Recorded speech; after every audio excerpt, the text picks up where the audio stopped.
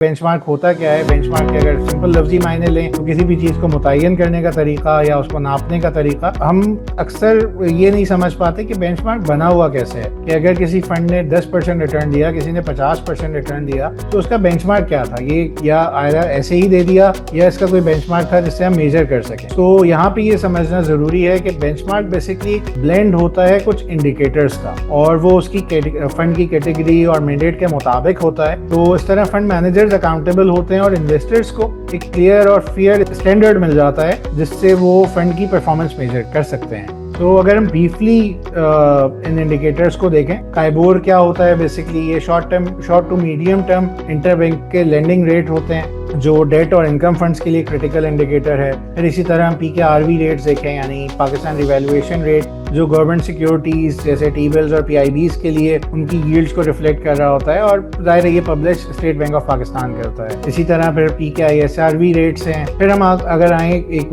बड़े इंडेक्स की तरफ, KSE 100 इंडेक्स, यानी जो हम उमूमन रेगुलरली सुनते रहते हैं कि आज इंडेक्स ने इतना नेगेटिव परफॉर्म किया, इंडेक्स यहाँ पहुंच गया। तो हमारा ब्रॉडेस्ट इक्विटी मार्केट का जो इंडिकेटर है, टॉप 100 लिस्टेड कंपनीज को कवर करता है, वो KSE 100 इंडेक्स है। फिर KSE 30 इंडेक्स भी सिमिलर टू इट है, और फिर KMI 30 इंडेक्स, यानी जो शरिया कंप्लाइंट इक्विटी के बेंचमार्क्स जिसके मुताबिक सेट हो रहे होते हैं, और जो स्क्रीन्ड और अप्रूव्ड 30 कंपनीज का रिफ्लेक्शन है। फिर इसी तरह KMI ऑल शेयर इंडेक्स है, ये एक इस्लामिक इक्विटी यूनिवर्स है पूरा।